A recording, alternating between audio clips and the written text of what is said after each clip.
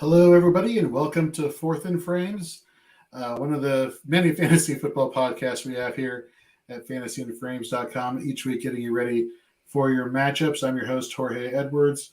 With me, as I always have this week, a great group of people here. Nate Markham, our IDP director here at Fantasy and Frames. How you doing, man? Hey, buddy. You guys doing all right? We're doing all right, man. We had a good show on Dynasty 365 last hour. So for those who want some more Dynasty content in season, make sure to check us out at 7:30 p.m. Eastern on Wednesdays. And, of course, the podcast will get released on Thursday morning. Speaking of Dynasty, head of Dynasty here at Fantasy Frames, Tyler Heil. Tyler, how you doing, man? I am wonderful. I'm happy to be back. If I could talk, that'd be great. I made it through Hurricane Ian last week. I was one of the lucky ones that lived in Central Florida.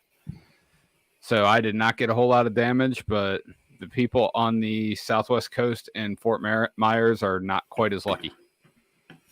And I'm glad you brought that to people's attention, especially those in the fantasy football community. One of our friends, Faith Inez, who works over at Club Fantasy, she's the editor over at IDP Guys. She's a great staple in this fantasy football community.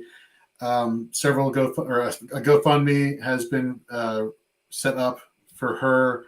Basically, long story short, her entire home has been completely destroyed.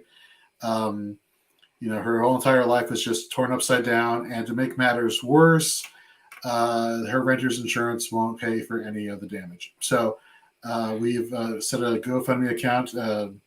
Britt Finn over at Fantasy Alarm and Josh Hudson over at Club Fantasy have created it. And, it had a goal last time I checked of $10,000, and it started on a Saturday.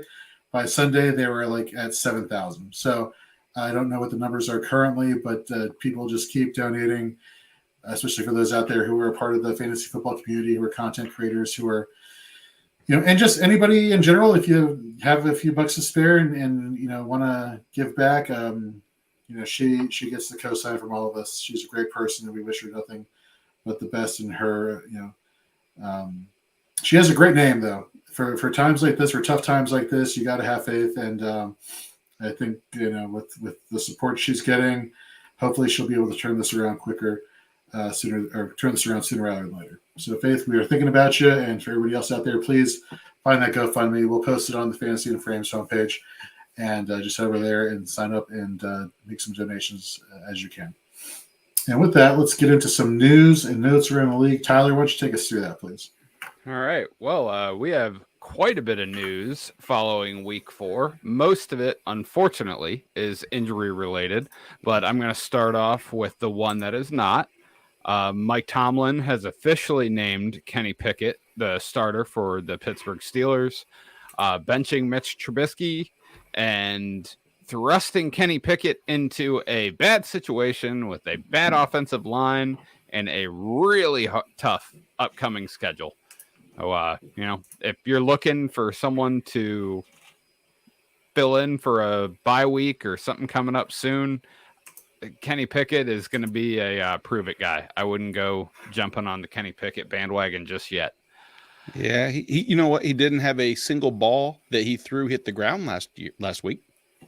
Not a single one. He threw 13 passes, 10 of which were caught by his team, 3 of which were caught by the other team. That is a hell of a completion percentage. Technically, it is 100%. Undropped catch percentage is 100%. And 0 drops. Hey, you got to look at the positives with this. Yeah. But actually, he did. I mean, it wasn't the most monumental. I'd say thrust into a roll. I mean, his first snap was on the 3-yard line at his own. So he had a tough little uphill battle, but I think positive things are here to come. George Pickens, right? Isn't that what everybody's thinking? 33% of the targets went his way out of all, 13 attempts. Well, yeah, we'll see what happens there. I, for one, don't have a lot of faith in the Steelers' offense the remainder of the season. Right. But you know what? Mike Tomlin's a whole lot better at this than I am. Yeah. I believe so. So well, it makes me wonder though. If they keep losing, and Tomlin has his first losing season as the head coach of the Steelers, whether or not this is No, don't You even know- question it. Hot seat for Tomlin?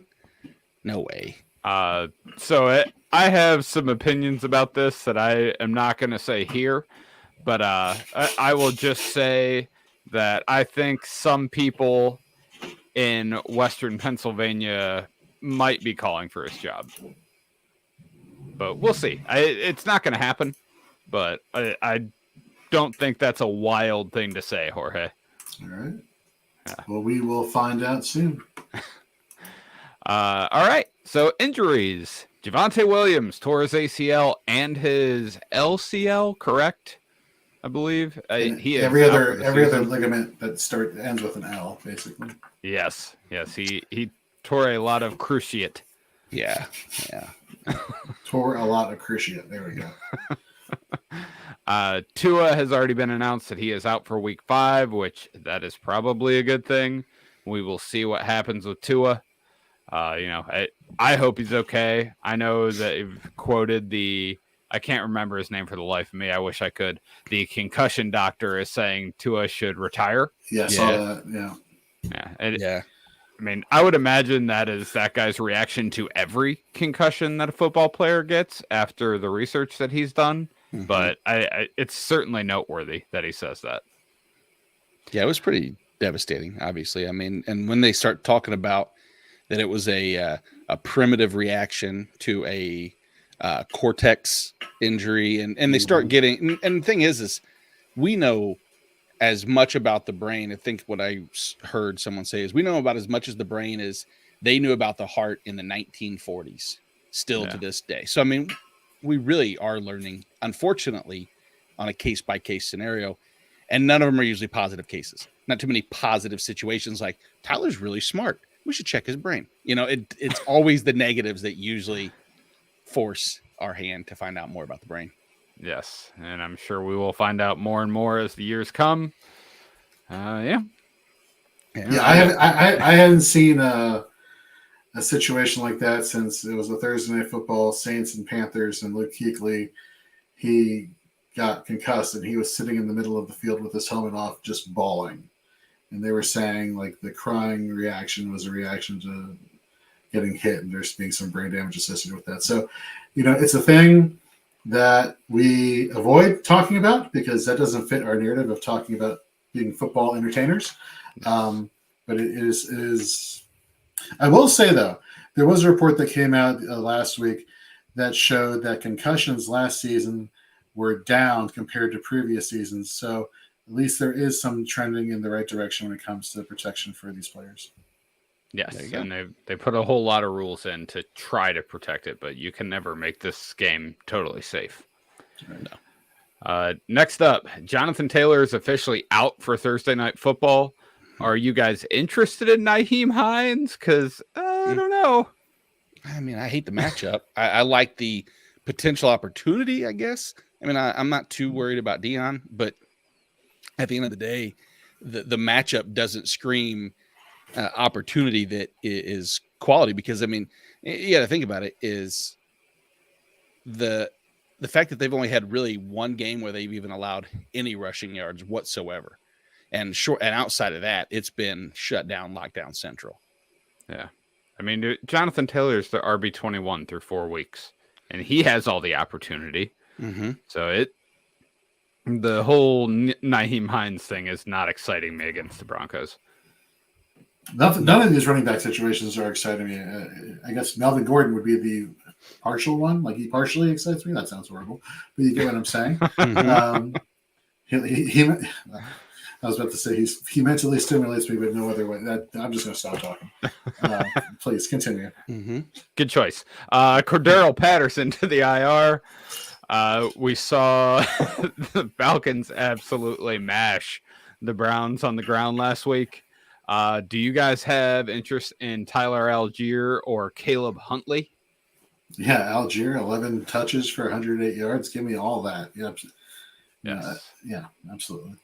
Yeah, We have interest, of course, Tyler. I mean, well, all three of us do, because that opens up the Kings Classic flex spot as being no longer AJ, occupied by AJ Green or Eno Benjamin or any of the other scrubs that happens in a 14-team league. So yeah, Tyler Algier comes in, and if you take away that 42-yard run, a lot of people might lean towards that. He still averaged 4.6 per attempt. So yeah, I'm cautiously optimistic going forward. Though, Damian Williams comes back in week 6.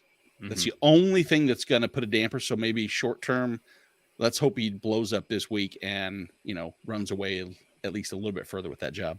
Yeah. And I think the one thing that's really sticking out to me with him is he's a good pass catcher, man. I know a lot of people don't want to give him credit because he's a bigger running back and he doesn't have this explosive speed. He ran like a 4.59 40, but he's just a smooth catcher of the ball. I saw it on Sunday. He turned his back to catch a flare pass and immediately just transitioned to tucking the ball, running up the field. So I'm excited for Algier, but I have been for months. Jahan Dotson is out for a couple weeks with a hamstring injury. In other Commanders news, Brian Robinson has been medically cleared off the PUP, and he was actually practicing today. Yes, he was. So a little bad news, a little good news there. Gus Edwards is off the PUP list. Treylon Burks possibly moving to IR. I have not seen an update on that yet today. Yeah. I just heard that he will miss games. We just don't know how many. Okay. Right. Dak is going to remain out for another couple weeks. Couple that Nate threw out before this, Jalen Waddle, Hollywood Brown, Kyle Pitts, all did not practice.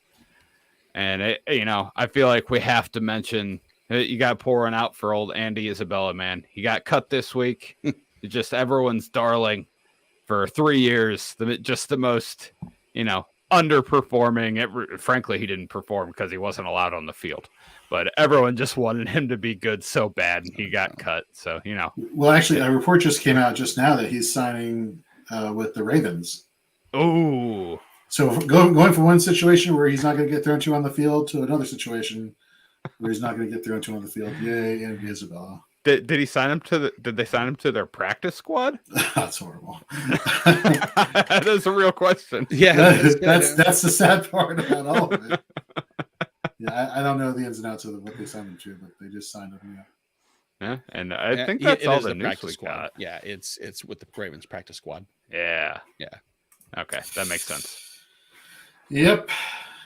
Not great times for fantasy managers. And the crazy thing is, this week is the last week to enjoy everybody that you have as being options on your roster, because next week we get into bye weeks. And, yeah. If you thought things were tricky and complicated before with all these stars getting injured or underperforming, just wait till you don't have the option to play certain players that, this season is shaping up to be one of the craziest seasons in fantasy football history. So we're looking forward to giving you all the information about that. Obviously, we're talking now. It's Wednesday. For those who are listening, we're recording on Wednesday at 8 p.m. Eastern. Waivers have already gone through. If for some reason you are still looking to find somebody to fill in a roster spot here and there, maybe you are the Javonte Williams manager who didn't put in a waiver claim in time, or the Jonathan Taylor manager who just found out today that he's not playing, and Naheem Hines may be on your waiver wire, or just looking for plays in general, make sure you head over to fantasyandframes.com today. Read our waiver wire article on offense. For those who are into individual defensive players or IDP, read Nate's article on IDP waiver wire starts. And of course, we'll talk about that more on Shoot the Gap at 10 p.m. Eastern, our IDP podcast. But don't forget to head over to our Instagram page. We're starting to grow that more. We're putting out graphics every day regarding the articles that we're putting out there. So if you're listening to us, great. You're getting information that we're giving you elsewhere. If you read our stuff, cool. But let's say you don't like to listen to things and you don't like to read. Well, we got pictures now. So you can look at the pretty pictures and we give you all the information. Or maybe you like doing all three. Whatever your preference is, we're giving you all the content we can provide here and then some. So as the season goes on, as the weeks go on, look for more information in more places for here at Fantasy and Frames. So head over to our Instagram page and follow us there today. And, Tyler, last week we were talking, Nate and myself and Charlie, that we would do all sorts of, segments like our flex off segments. And then we would do other segments here and there. And it just, we just want to give the people names that they can count on and names that they maybe should avoid each week. So we're going to go into our fades and plays segments. We called it a play and fade last week, but we realized at the end of the podcast that ending on a down note kind of sucks. So let's get the bad news out of the way first. Talk about players that we're just not high on altogether. And then we'll go into some plays that we think will give you plenty of upside heading into this week 5. And of course, we're talking about quarterbacks. We're talking outside the top 12. We're talking about running backs and wide receivers. We're talking outside the top 24. And we're talking about tight ends. We're talking about outside the top 10 in half PPR, ECR, Fantasy Pros consensus. And with that, let's get into a fade here. Tyler, who is a fade for us last week? We can talk about, take it away. Yeah, last week, Jorge, you did the quarterbacks last week. You faded Matt Stafford, who finished as the QB 29, and Carson Wentz, who finished as the QB 27. So I'd say that was a pretty successful fade from last week. Mm-hmm. Thank you. Yeah, and I'm going to go ahead and fade Matt Stafford once again. His current ECR is 14th over at Fantasy Pros. They are playing the Cowboys. I do not believe, the note that I put on our doc just as simply as I could, and I can make it sound a little bit better. But it was the Cowboys pass rush is terrifying, and the Rams offensive line is not. Yeah. So really Parsons, Parsons and DeMarcus Lawrence are going to just haunt his dreams this week. I have faith in Sean McVay to figure it out. I just don't know if it's going to be against the Cowboys. Yeah, it's been ugly. It's been, extremely noticeable that short of Cooper Kupp and Higbee, no one else has been involved. And there's just, I say not enough big plays. We know Cooper Kupp can have big plays, but it just under constant duress and just, I worry about this. What do you guys think? That shoulder or the elbow that we had worried about preseason that never had anything corrective other than rest, at some point, with the amount of hits that he's taken and constant duress that he's under, do we worry about the long term for Stafford? And if so, are we worried about the ancillary effects of, say, Cooper Kupp? I know it's never a sell high situation. I'm not, mentioning that, but what's the concern level with Stafford? Yeah, go ahead. I was going to say relatively high. Maybe for the long term, certainly. Mm-hmm. Matt Stafford's always been a very tough guy that can play through injury, but this is also a guy who was playing through a broken back like 5 years ago. At some point, the bill's going to come due on all these injuries and the beating that Matt Stafford took in Detroit for that whole decade. Yeah. But here's the thing, like, as critical as your back is to walking and playing football, the next worst thing was, I guess it would be a concussion, or maybe you put that first and then you're back. Maybe they're tied. They're both central nervous system things. So let's tie them together. Is your arm. You kind of need your arm to throw the ball. And when you start hearing in early August, like, Matt Stafford's got some issue problems that we're not really quite sure what that's all about, but he's going to go see a consultant, the same consultant that saw Clayton Kershaw when he needed Tommy John surgery that kept him out for a year in baseball. Like, these aren't good things to hear. You know what I mean? So, Nate, you mentioned a sell high with Cooper Kupp. You know what? I've heard crazier. And if this keeps progressing, I don't know, man. Like, you think about the haul you could bring in for trading Cooper Kupp in your redraft leagues right now. Like, you can get a pretty decent amount of players to fill in your gaps here. Just putting that out there, it's definitely something that I don't think is as crazy as maybe you were alluding to. Yeah, not intending to play Debbie Downer on that, but it is stuff we gotta, food for thought. Yeah. And one more fade that I had for this week is Danger Russ himself, Russell Wilson. Broncos country, probably let's not ride. This really isn't about the Colts, the defense that they're playing. This is about the Denver offense looking just unhinged at some points. They just lost Javonte Williams, who might have been their most targeted receiver, even more than Cortland Sutton. I'm going to have to fact check that. But losing Javonte is going to hurt them. I don't think it's going to be a Ewing theory thing. Russ is the QB 14 on the season, and that's based simply off of the performance last week against a just bad Raiders defense. Weeks 1 through 3, he was the QB 25. They have not figured out how to make Russell Wilson work in this offense, and I don't think it's going to come on a short week. So I would do everything I could to avoid playing Russell Wilson this week.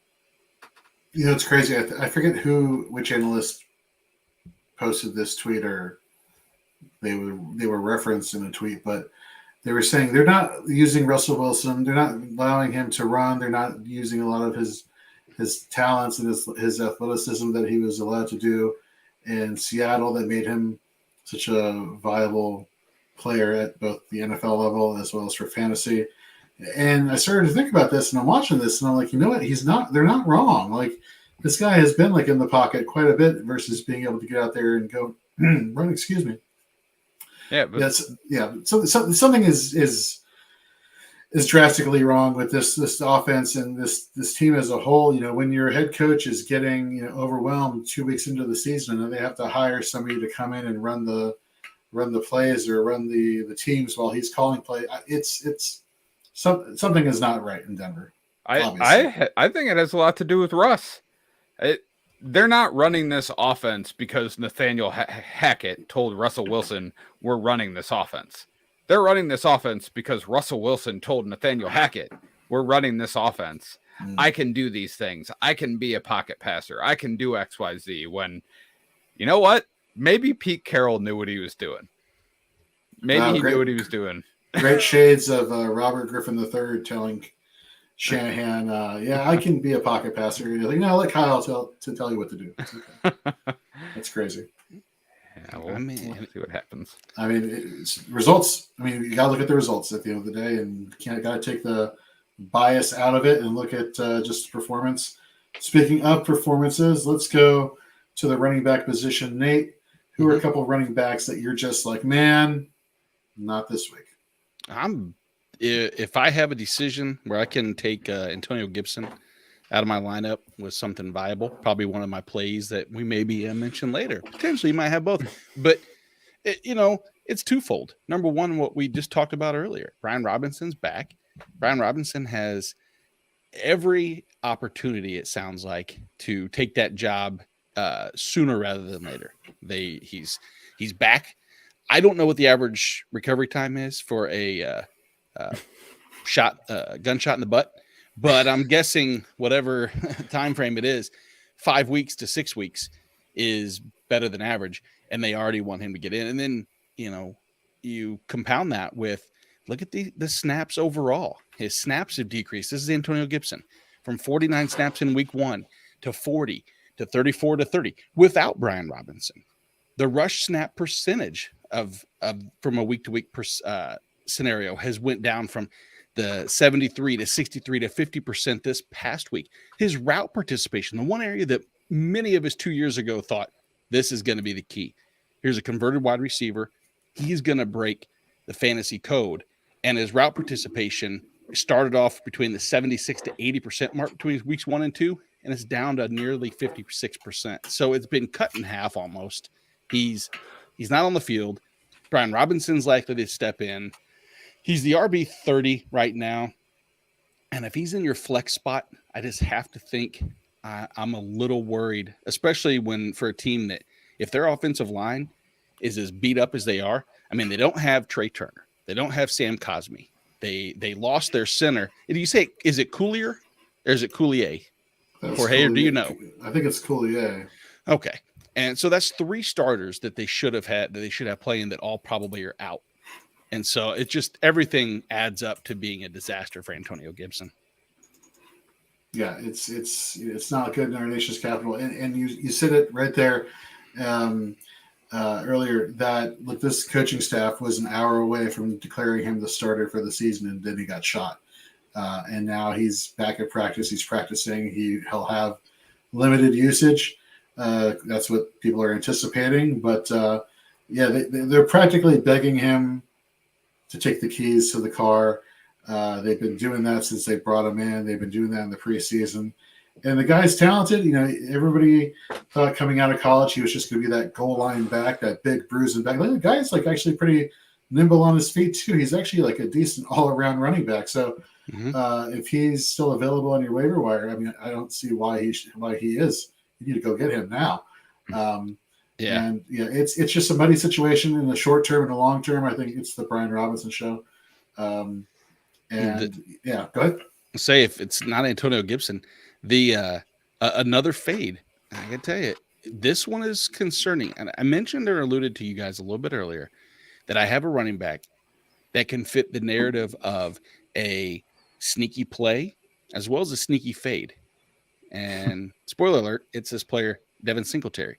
We've heard a lot of talks about Devin Singletary today and yesterday about his involvement with this offense now over from weeks 1 through last week.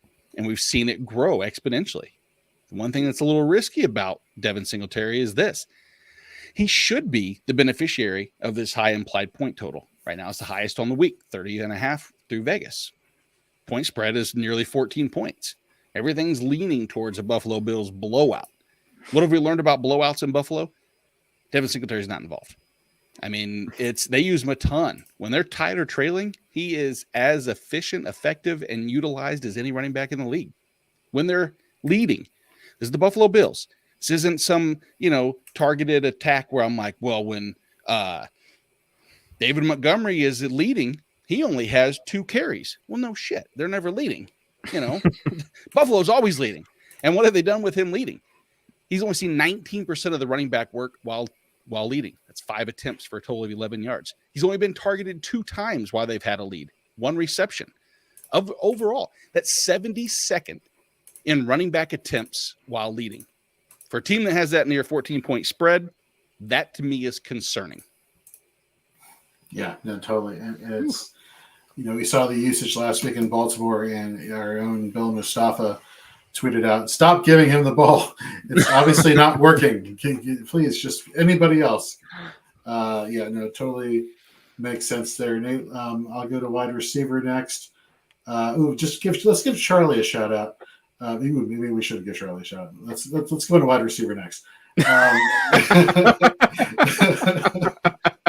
Sorry, Charlie. If you thought you were getting the running back 1 and 2 on the week in CEH and J.K. Dobbins, he was successful because they only finished 8th and 10th. So, ballyhoo to you, Charlie. Now, that's unlucky. Again, another CEH oddity, but still. When does it become not an oddity? I was just going to say, I don't know if it's an oddity. Just because we can't statistically quantify it, I don't know if it's an oddity. That's I guess we could debate that a little bit later. That's the thing is I don't want to debate something that is out of control. Like whenever you have a specific, like when he's 4 to 6 times the amount of touchdowns to snaps and touches that like anybody else has really done, that is more of an outlier. But he keeps getting put into positions to be able to do that. It wasn't like he's getting 10 touches from the 30 to the 30 and he turns 6 of them into touchdowns. It should never happen. I mean, he's getting good quality looks in the red zone. He's being heavily leaned on, and he looks good run the ball. What do you think? The offensive line for Kansas City that they spent so much money on and revamped is actually really good. Wow. Amazing. Yeah, it's crazy that, good players on good teams with, are good fantasy players. And I keep hearing, and I hear what you're saying, Nate. The rushing attempts, compared to other running backs who are RB1s is not comparable. Obviously, they're fewer, but there's something to be said for a player who's just a playmaker. And people are like, "Well, I'm going to sell high on CEH." I'm like, what if this continues? This is like a good offense. This is Patrick Mahomes. This is Andy Reid. They finally figured out how to use them, just because it's not in a way that the rest of us are hoping for, because it's outside our prediction models of how successful running backs should be. Like, right? You know what? If I'm the CEH, if I have CEH, I'm riding this until the wheels fall off, because there's not everything is in stats. Exactly. So that's just where I'll go with that there. Wide receiver, Nate, I love how you are like becoming the stat guru here at Fantasy and Frames when you're giving all your information. You literally do like so much research, folks. He does so much research, so much information. Just he could literally, he's like the walking Encyclopedia Britannica for those who actually know what that is. Fantasy football information, which probably the large majority of the audience does not know what that is, because that hasn't been advertised on TV since 1997. Wikipedia. Wikipedia, exactly. Thank you. He is the Wikipedia. Wow. How did I not put that one together? Okay. Anyhow, so I'm going to be the exact opposite of that and just give you some real generalities here. Last week, my fades were Allen Robinson. He finished as the wide receiver 88. And I think Nate and I, we both had DJ Moore as a fade, and he was the wide receiver 36. Let's start off with basically any wide receiver for the Arizona Cardinals, whether it's AJ Green, who's currently the left wide receiver, according to certain depth charts, James Bradbury. On the season, James Bradbury, when targeted by a quarterback, 27.4 passer rating. Not good. That's not good at all. That's not good. James Bradbury, how the Giants let him get out of there, I have no idea. So now you have him shutting down AJ Green. We don't know Hollywood Brown's going to be a thing. We don't know Greg Dortch is going to come back to the outside. We don't know a lot of things. What we do know is that Bradbury is good, and this Cardinals offense is lucky beyond belief. They have a guy who's really short and fast that can run the ball and throw the ball, and Kyler Murray. And that's pretty much all I have to say there. I thought you were referring to Hollywood Brown there for a second. Was the throw the ball the dead giveaway at the very end? Okay, just checking. The next one is actually basically, again, New York wide receivers. Can anybody tell me the starting wide receiver for the New York Giants? David Sills. Yeah. That well, Richie Grant. Yeah. Richie. Yeah. I don't Richie James, darn it. Who is Richie Grant? Where did I pull that name from? He's Atlanta's secondary Falcons safety / corner. Okay. All right. Hey, look at that, Jorge. All right, attention. It's infiltrating his brain. I love it. Fabian and Foster Moreau time for you. Welcome to the party. Hey, at some point, should David Sills just play quarterback for the Giants? I mean, for those of you that don't know, David Sills was a quarterback in college at a high-level program at West Virginia University. Mm-hmm. Like, obviously, he wasn't good enough to be a quarterback in the NFL, but, I mean, how much worse can he be than Daniel Jones? And guess who missed practice today with an ankle injury? Daniel. Well, he was limited in practice. Yeah. Daniel Jones. Oh, he couldn't walk on Sunday, man. I don't know how he was even in the game. Tyrod Taylor didn't practice with concussion. So you have these two quarterbacks. Whoa, look at us. Maybe there's a little pathway. Sneaky play. What? Oh, is this a surprise? Is this going to be the quarterback play of the week that we don't know yet? David this is going to be the Taysom Hill version of last year when you could start him at tight end. Can Matt Breida technically be counted as a quarterback if they do the Wildcat enough? Like, I don't understand what I don't know. But let's talk about running backs some more in this question here. All in one show asking here on YouTube, Ezekiel Elliott for Breece Hall. Who, like, you're getting Zeke for Breece Hall? If that's the case, I say no. I'm all aboard the Breece Hall train. A little foreshadowing potentially. Potentially. My other fades this week. Well, obviously we were just alluding to them. The New York Giants receivers. This Green Bay defense came alive last week versus to the New England Patriots. The secondary, Eric Stokes has been playing more snaps here. Rasul Douglas has been playing great. Both are allowing a sub 100 NFL passer rating by quarterback when he's targeting his wide receivers. And again, who are these? I asked, who anybody know the wide receivers on the Giants? I asked this on a fantasy football show where these people probably know who these wide receivers are. Great job, Jorge. But that notwithstanding, it's going to be a bloody massacre in the UK this Sunday. And our own Jonathan Klanowski, who is a diehard Packers fan, will finally get to see the Green Bay Packers and Aaron Rodgers in his homeland there. So we're very excited for him to see Aaron Rodgers play. Very excited for Jonathan. Not excited for these Giants wide receivers or these Cardinals wide receivers. Tight end position, Tyler, who are you fading this week? Hey, real quick though, you guys in agreement for Zeke versus Breece Hall? I want Breece Hall. I don't want Zeke. Tyler? Yeah, I'll take Breece Hall. Okay. Yeah. Just making sure. Yeah. That feels kind of gross to choose a Jets running back, but yeah, I'm not going to sleep well tonight. Give it time. Give it time. Don't worry. I give it 8-9 minutes, and you may change your tune. So my fade for tight end this week, it can be difficult to find a tight end fade because if you're in the top 10, you're probably there for a reason. But the guy who I am going to fade, I say this with a disclaimer. I'm just putting a big caveat at the end of this. I'm fading TJ Hawkinson.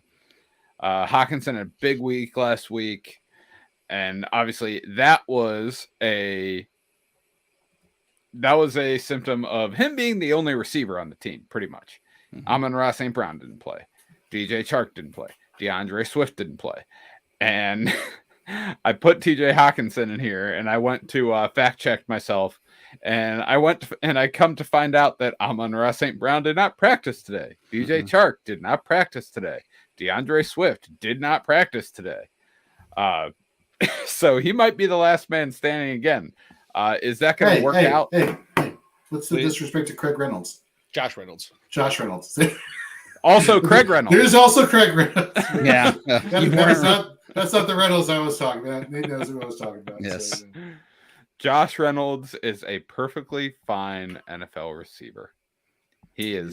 I would be happy to have Josh Reynolds as my wide receiver for 4 on my NFL team. Yeah. Anyway, the problem with Hawkinson being the only guy left standing is they're playing the Patriots. If Bill Belichick is good at one thing, it's taking away your best option. And if he is going to be the only option, then he is probably going to be their best option. So, if you have TJ Hawkinson, you're probably playing him. But if you can get some of these other guys, maybe my tight end play, I might consider, I would likely play him over TJ Hawkinson this week. Okay. Anybody else for us at tight end, or? That's all I got, man. That's all, for my fade, I got one for you. Cole Kmet. Tell me if you heard that one before. I'm not even mentioning Coleman Kmet anymore. Yeah, he's almost like automatic. No, he should be on the waiver wire. Don't roster him anymore. Get rid of him. I was super excited for him. Not even worth fading him. There's nothing to fade. Right. Exactly. Yeah. I mean, there's literally nothing. I mean, you look at he has to be involved. 86% route participation. Nothing to write home about. 3 targets last week, which is, a move 1 to 1 to 3 to 3. Caught 100% of the passes. Everything is just bad for Cole Kmet. I'm waiting for somebody to actually do the Kyle Pitts fade for a change on the given week, so we can do the reverse jinx, so we can get like 25 points out of Kyle Pitts in some leagues that we need. Yeah, I couldn't do it, man. I couldn't be that guy. Isn't that crazy, both you guys? That we all know Kyle Pitts has been atrocious. Nothing about that short of, if you want to find underlying metrics, we can find them that support a breakout or a potential resurgence.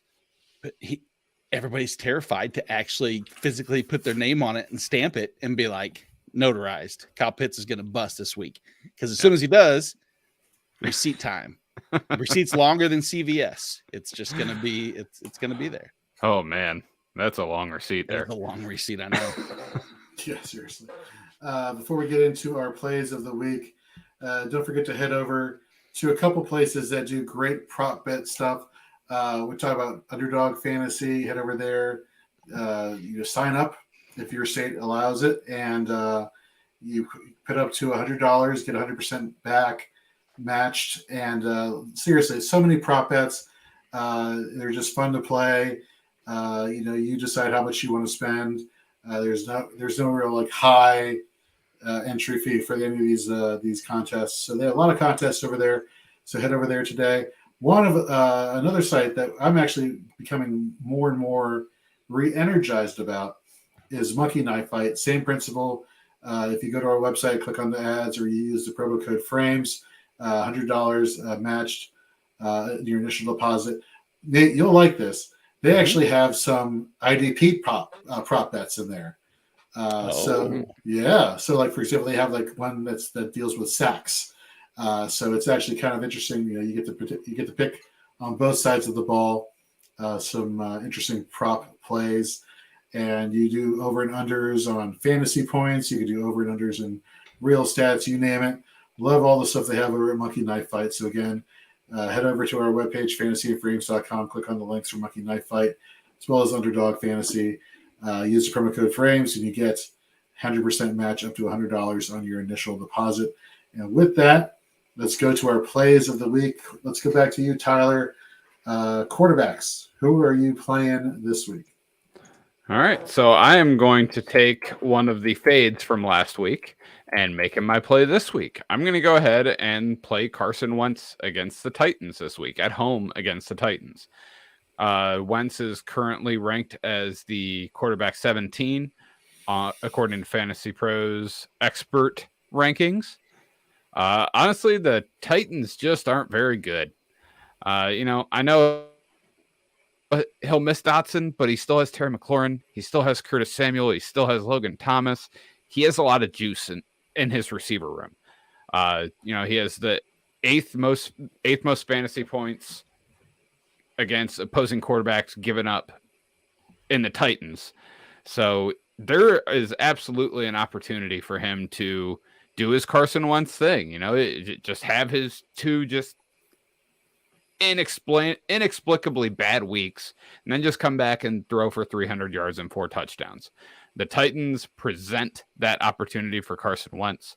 That offense presents that opportunity for Carson Wentz. So I am going to go ahead and put Wentz into my starting lineup this week and have no fear. Man, I hope so. As a Commanders fan, I hope. Like, part of me wants to drive up to Landover and watch this game live as soon as we're done with our pregame show.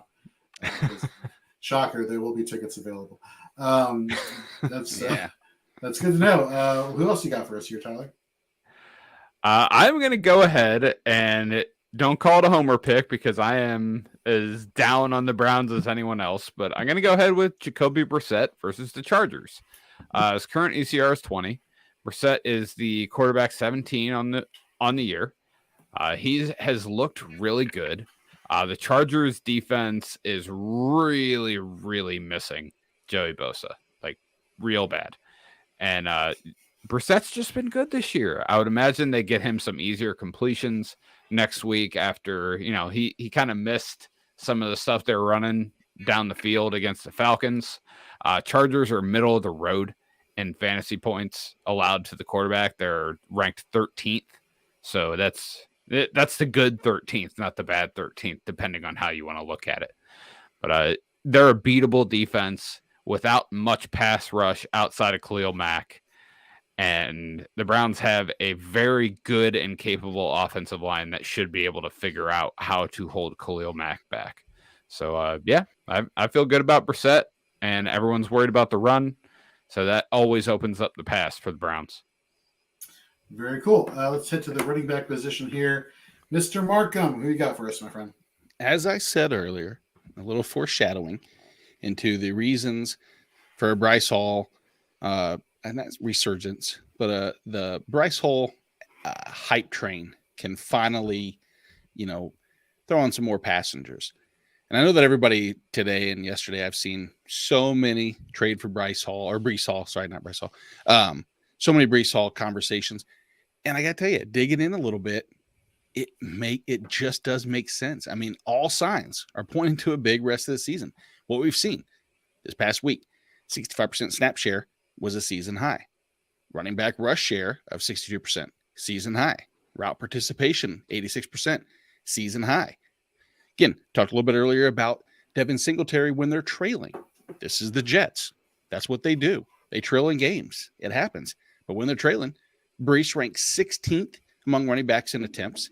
He ranks 16th in attempts, rushing attempts, 12th in total yards. Let me forward here. 12th in targets amongst all players, not just running backs. 18th in receptions and 30th in receiving yards. If you look at a Jets team that you anticipate trailing, it is pretty clear and evident that they're wanting to go his direction. Let's look a little bit deeper. Like we said, we've seen these targets now. We've seen 17 targets over the last 2 weeks go Breece Hall's direction. As a result, what is the target share that he has? It is 19.1%, third highest among all running backs over the last 2 weeks. Shockingly enough, with that, the person ahead of him is Derrick Henry. The person in first, not shocking, Christian McCaffrey.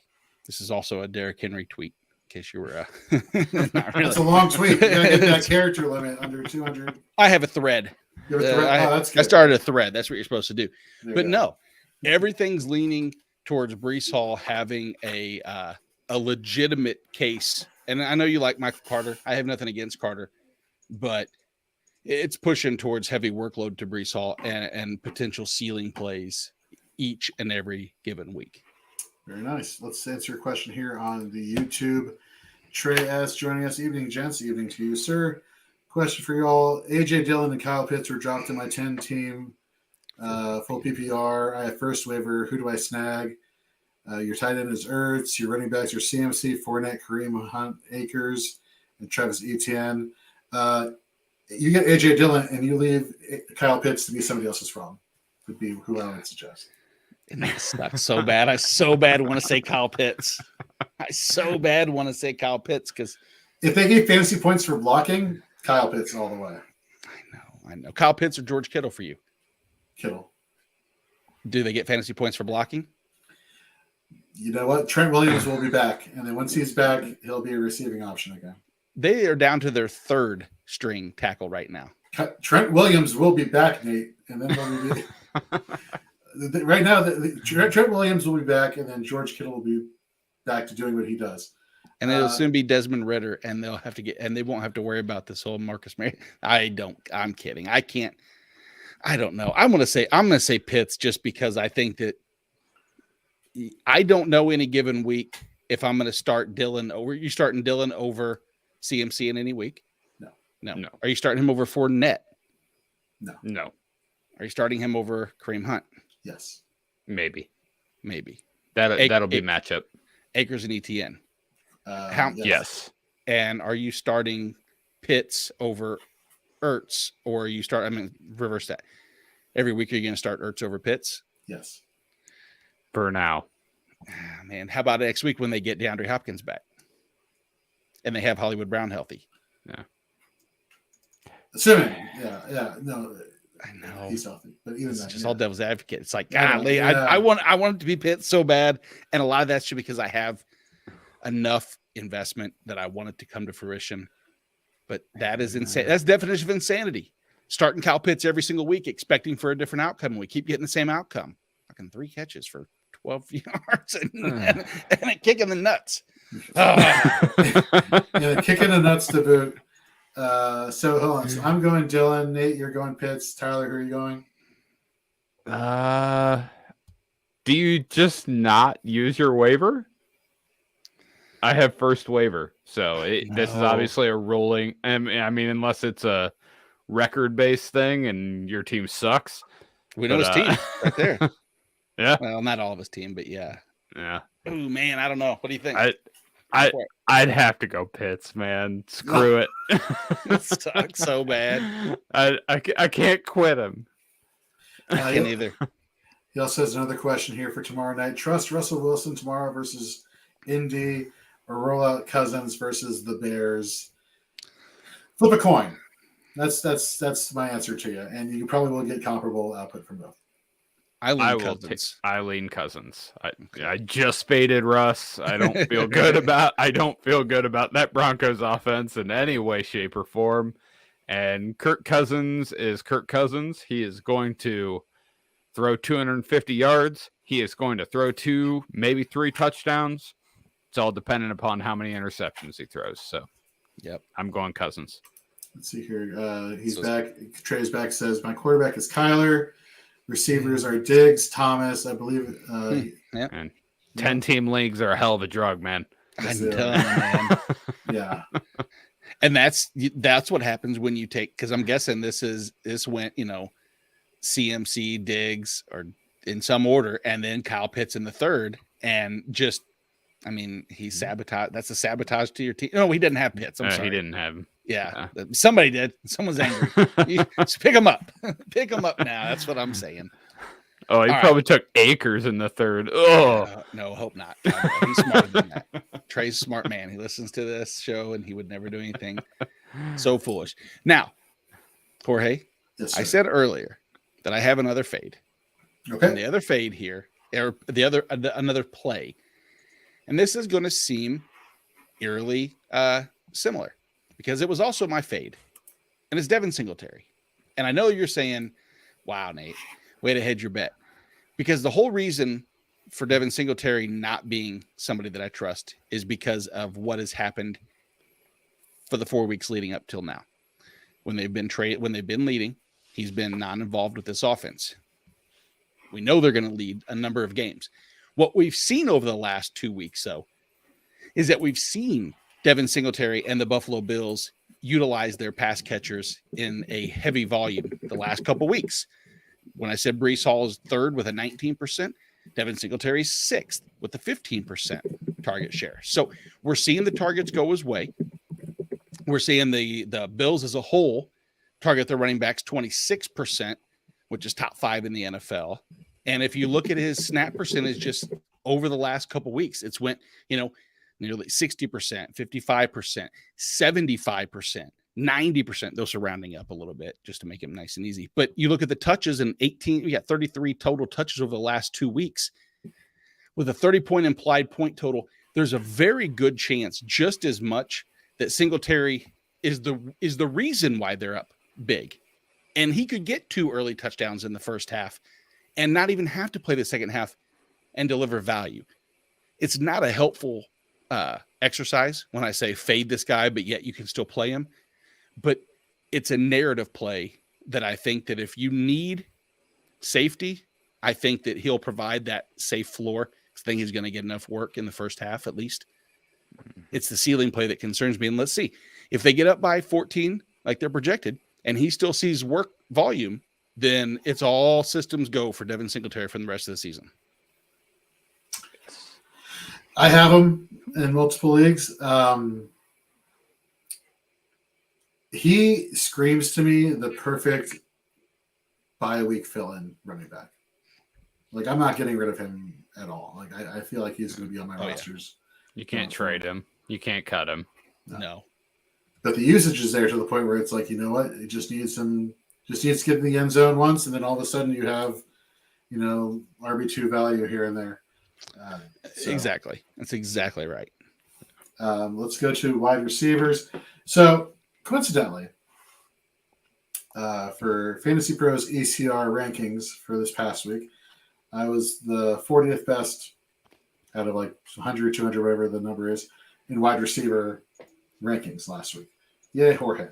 Yeah. In this show last week, I was the god-awful ranker or god-awful suggester of wide receivers because I suggested you start Greg Dortch, who finished as the wide receiver 94. I suggested, and Nate suggested Brandon Ayuk, wide receiver 55. Sorry about that. This week, going for redemption, and I'm going with my guy Bobby Trees, Mr. Robert Woods, ECR wide receiver 40 and half PPR scoring, wide receiver 52 in total half PPR points. We talked about no Treylon Burks this week, so therefore targets are going to be up for grabs. Burks was at the time heading into last week the team lead with 19 targets. Woods right behind him with 18. Washington is allowing 40.2 points per game to the wide receiver position as a whole. And Woods, now you're telling me, is going to be the primary benefactor of a lot of targets coming his way.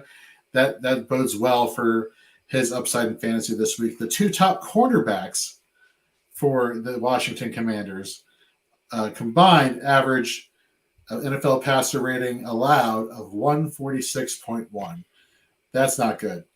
When you look at his target window of where on the field Robert Woods likes to be the most active, it's on those intermediate routes where he's getting in between 10 and 19 yards downfield. He's been targeted 6 times there, 4 receptions, 58 yards. He has an average depth of target of 14.5 yards. So he's being targeted about, on average, 14.5 yards down the field. Ryan Tannehill, 35 attempts, passing the ball in those intermediate throw windows. His average depth of target is 14.1. So right inside Tannehill's wheelhouse is where Robert Woods is going to be primarily. The linebackers are poor in coverage for Washington. This is a turn back the clock situation here for Robert Woods. So I'm definitely starting him this week as my wide receiver 2 and or flex. Yes, I know that's bold, but I think the upside is there for him. Another person. Now, this one is going to be kind of dependent on the availability of Jakobi Meyers. But right now, as it stands, Nelson Aguilar is going to be the next wide receiver who I'm going to be suggesting for you starting this week as your flex. Wide receiver 64, Fantasy Pros ECR. The wide receiver 47 and total points scored. He would be lining up against Amani Oruwari of the Detroit Lions, cornerback, tied for 5th in touchdowns allowed on the season. Has allowed a quarterback passer rating of 123.4 when targeted. Aguilar is 2nd in targets on the team for New England. He has the team lead this season in completion percentage. If we think back a few years ago when he was with the Eagles, there was that guy who was like, I can catch everything. There's an allusion to, and I just butchered the entire reference, but there's an allusion to the fact that Aguilar just could not catch the ball. He's catching the ball the best out of New England. The matchup is just right there. Mac Jones was limited in practice today, probably not going to play. Billy Zape, he's asked not to do a lot. We saw that during the Green Bay matchup last week.